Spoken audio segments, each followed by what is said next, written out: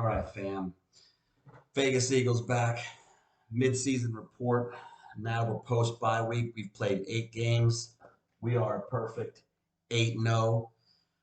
We are ahead of schedule. We are the top seed in the NFC. We're 1 game ahead of Minnesota for the best record in the NFC, and we hold the tiebreaker over them. So things are looking good. We do have the Giants and the Cowboys kind of nipping at our heels at 6-2, but we already beat Dallas, so we got that in the bag as well.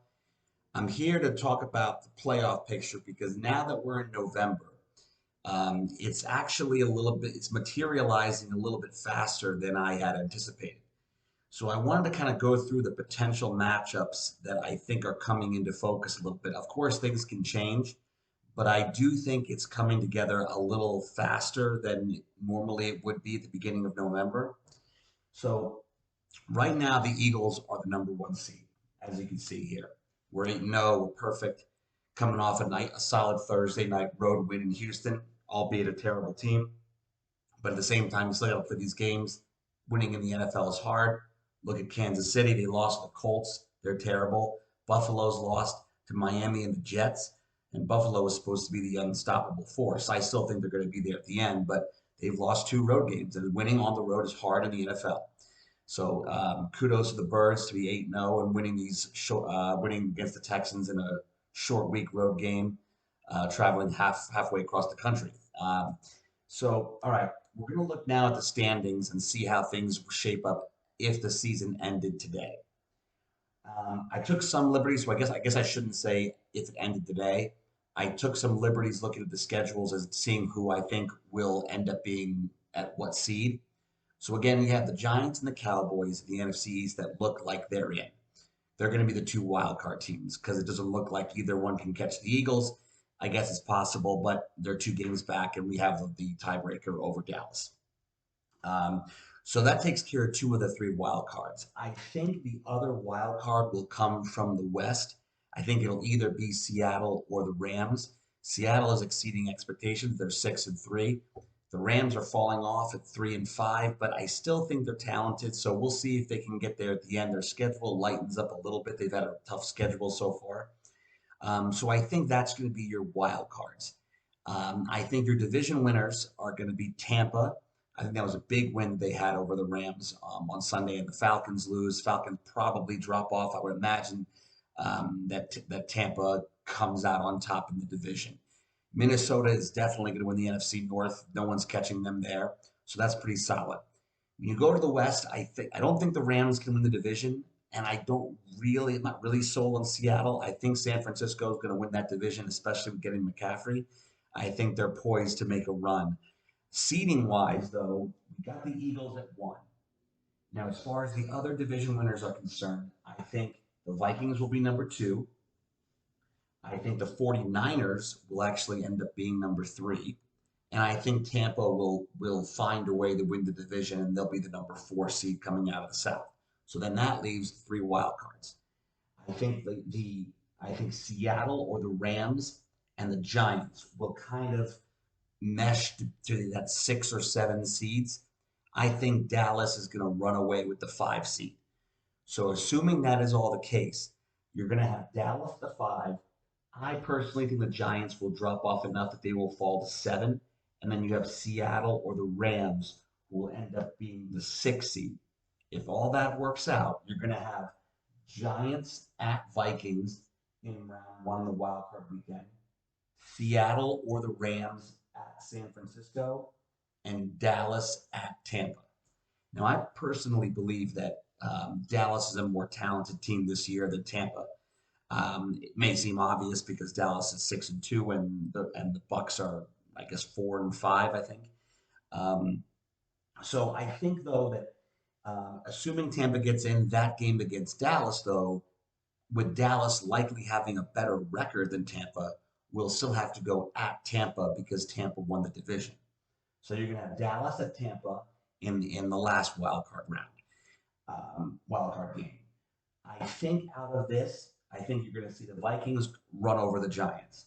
I think you're going to see San Francisco over whoever they play, Seattle or the Rams.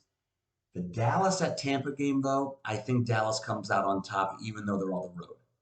So assuming that holds, you're going to have the third seed 49ers at the two seed Vikings, and then God help us, it would be Cowboys at Eagles, the five seed Cowboys at the one seed Eagles. Again, I just don't think Dallas has any chance to win a game in Philadelphia in that kind of environment in January. They just haven't shown that they are ready to win that type of game, and I think the home field advantage would just be too much. So again, this is why it's so critical to get the one seed for the Eagles because we are very talented and maybe a lot more talented than I thought coming into the season. But I don't know that we can win a road game in a place like San Francisco or Minnesota. So I think it's critical the Eagles get the one seed in the bye and then home field throughout. So if this plays out, you have Niners at Vikings, which is a fascinating matchup. I think if that game was in San Francisco, I think the 49ers would run all over them. I think that game being in Minnesota makes it really interesting in a dome. And the Vikings are, I guess, I think they're a softer team, but I think at home in a dome, they play pretty well. So I think this game is really a toss up.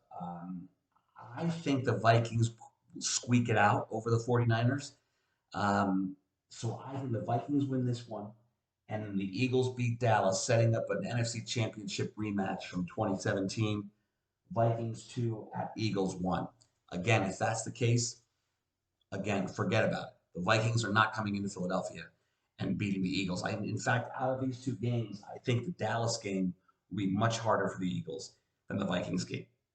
Excuse me. So that's the playoff picture sort of looks right this second at how I anticipate it going. Again, somewhat subject to change, but to give you an idea of the seedings and the matchup is what you think is going to happen. I mean, I think the Vikings are almost locked in at that two seed unless the Eagles really, really stumble, which I don't think is going to happen. And that brings me to the remaining part of the Eagles schedule. We're 8-0. Here are the remaining games. We're going to beat Washington. The Colts have no quarterback and no head coach. They just hired Jeff Saturday as an interim head coach after firing Frank Reich. I really cannot see us losing this game in Indianapolis. Again, road games in the NFL, anything can happen. But I really don't think we're going to lose that game either. So then you go to 10-0. Now you got Green Bay coming in on Sunday night after Thanksgiving. Green Bay's a mess. I don't know what the heck has happened to Green Bay. They can't even move the ball. They scored 9 points at the Lions on Sunday. That's horrific. The Lions have one of the worst defenses in the NFL. So I have no idea what's wrong with Green Bay. But again, are they going to come into Philadelphia and win on a Sunday night? They seem to be packing it in. They're 3-6. So again, you look at that. Now you're 11-0. Now again, like I said in the last episode, this is the game that I worry about. That Titans game coming into Philadelphia. It is home, thankfully, but I think this could be a recipe for an L. So then you get to at the Giants. This is the biggest Eagles-Giants game in a decade, clearly. But are we going to lose back-to-back games? I think we lose one of these two. If we beat the Titans, we lose to the Giants. And if we lose to the Titans, we beat the Giants. But the Bears, the Bears don't look terrible, but they're not the Eagles' level. That's a win. So at this point, I only think we have one loss. Now we go at Dallas. Now I do think we lose this game, and it's especially because Dallas has mostly had our number over recent years. We got the win this year, thankfully, but that's a really tough ask to win in Dallas. So I have that as a loss. Saints home, we're going to win that game. Giants home, we're going to win that game. So I really think at the absolute worst, we're 14-3. But that's why I'm sticking with 15-2. So if you're 15-2, let's do the math. For 15-2, we've clinched the home field advantage throughout the playoffs. That's because Dallas and the Giants already have 2 losses. And the Vikings, assuming they lose one more game, because we have a tiebreaker over them. So it screams 1 seed when you look at the schedule. So let's stay even. Let's assume the worst, that we lose the Titans, the Giants, and the Cowboys. We lose all 3 of those games. We finish the season 14-3. That means we need the Vikings, who have 1 loss right now, to lose 2 more games. They have a brutal schedule. They are going to lose minimum 2 more games, but they're going to lose more than that. For instance, they're at Buffalo this weekend. Even if Josh Allen's banged up, they're going to lose that one. So I have no reason to believe the Vikings will finish the season with less than 3 losses. No way. They already have one. They're going to lose minimum 2 more. So then it means Cowboys and Giants, are they going to lose to be safe and not to get too caught up in tiebreakers? They have to lose 2 more games. Are the Cowboys and Giants going to lose 2 more games each? Giants, of course, they're going to lose once to the Eagles and probably lose on Thanksgiving in Dallas. So there's your 4 losses for the Giants. For the Cowboys, I looked at their schedule. They do have some tough games left. It's not a brutal schedule, but looking at that, they play at Green Bay this weekend. That's not a gimme, even though Green Bay has played poorly. So you just got to look at that Cowboys schedule. And I really think as long as they get 2 more losses, which I really think they're going to do, then they have 4 and they can't catch us. So again, looking at the schedule, just take care of business in the next 3. Beat the Bears and beat the Saints and the Giants at home.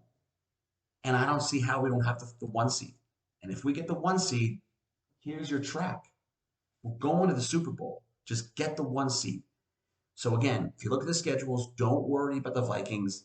They're minimum going to be losing 2 to 3 more games.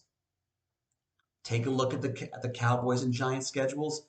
The Cowboys and the Giants for absolute certainty are going to lose 2 more games. And the Cowboys, just focus on them losing 2 more games the rest of the way. They lose 2 more. That gets them 4 losses. We don't need to worry about tiebreakers at that point because worst case scenario, we're going to be 14-3. So focus on Dallas' schedule. Let's get them 2 more losses, and we're scot-free with the 1 seed going into the NFC playoffs. It's your boy, White Chocolate. I'm out. Enjoy. I'll see you on the next episode. I'm probably going to come back. Probably try to get a little bit more frequently as we keep winning.